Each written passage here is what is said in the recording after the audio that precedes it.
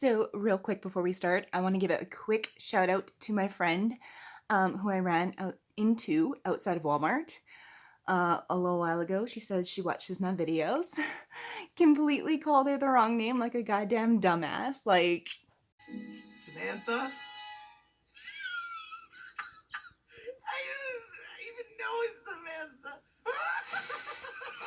so shout out to Samantha and her boyfriend Daniel.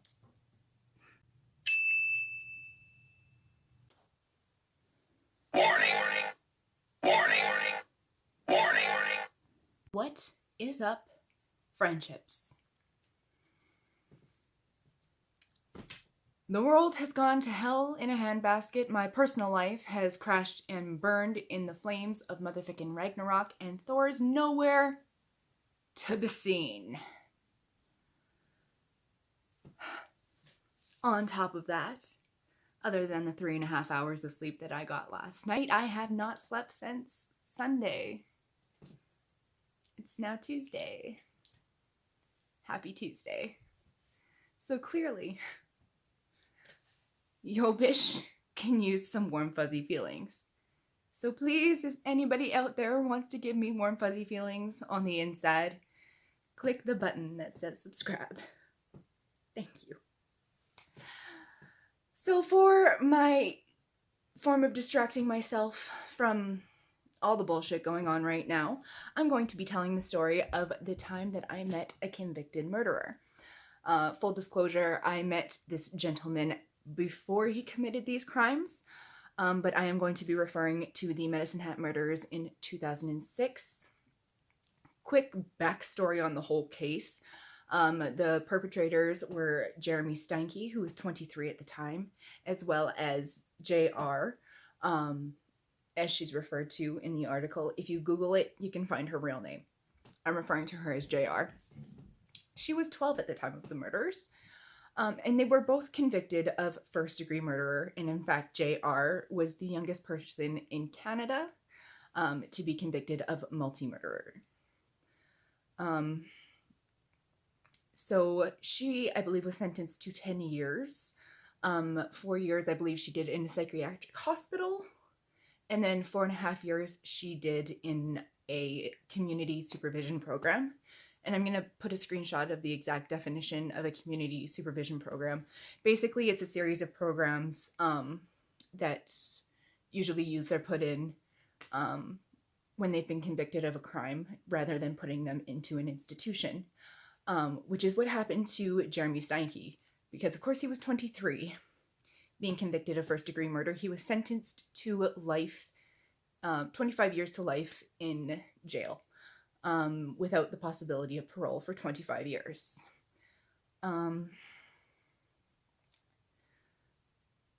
So let's get into the way that I met this guy.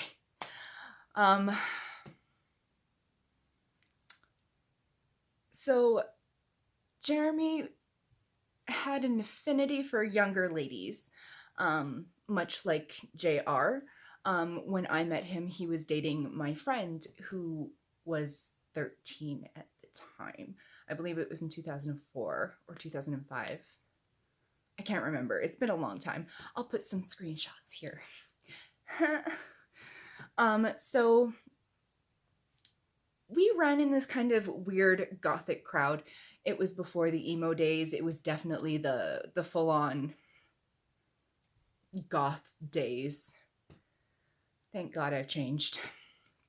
But this friend that I had this boyfriend that she wanted us all to meet, because they had been dating for 3 months at the time, which is a lifetime to a 13-year-old. And so we all went to, I don't know if you guys know Cineplex, probably do, probably don't, I've got no idea. Cineplex had the arcade. So we all went to the arcade. We weren't going to go see a movie because we were 13 and broke. So we went to the arcade, spent a little bit of money, and she brought him. And this guy, I'm going to put a picture of him here, gave me the fecking creeps. Look at his face. Just look at it.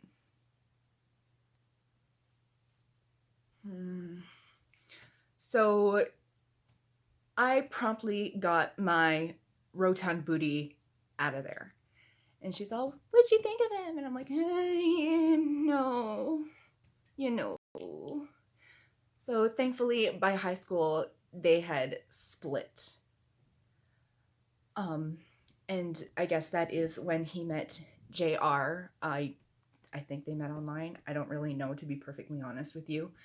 Um, and of course, as you can imagine, for a 12-year-old girl who has met a 23-year-old man, we're not too happy about the relationship. So they told her that no, you cannot be with this guy, um, which sparked her and Jeremy to form a plan um, to murder them, which unfortunately they did carry out. They murdered her mom Deborah, her dad Mark, as well as her 8-year-old brother Tyler James, I believe his name was Tyler Jacob. Sorry, Tyler Jacob Richardson. Um, and I was living in Medicine Hat at this time. It was terrifying and shocking, to be honest with you. We moved the year right after. My mom kind of freaked out a bit. To be perfectly honest, I was freaked out too. Especially since we all kind of ran in the same group of people, and knowing that I knew somebody who was capable of that, even for the briefest of moments, made me sick to my stomach. And it still kind of makes me sick to my stomach to this day to think about. Just like the look in his eyes gives me anxiety. You can tell I'm like, oh. So that's the time I met a convicted murderer. Follow me on TikTok. I did a funny story about how my dog fell on his face. It's half Asian invasion. I might have to change that now. Feck it, I don't care. Like the video, comment, subscribe, share, do all the things all the people say. Everybody stay safe, everybody stay sane, wash your hands, wash your groceries. Even if you're getting them delivered to your house, clean off the packaging. Okay? Everybody stay safe. Stay healthy, and I will see you guys very soon because I'm going insane sitting in my house alone. Bye.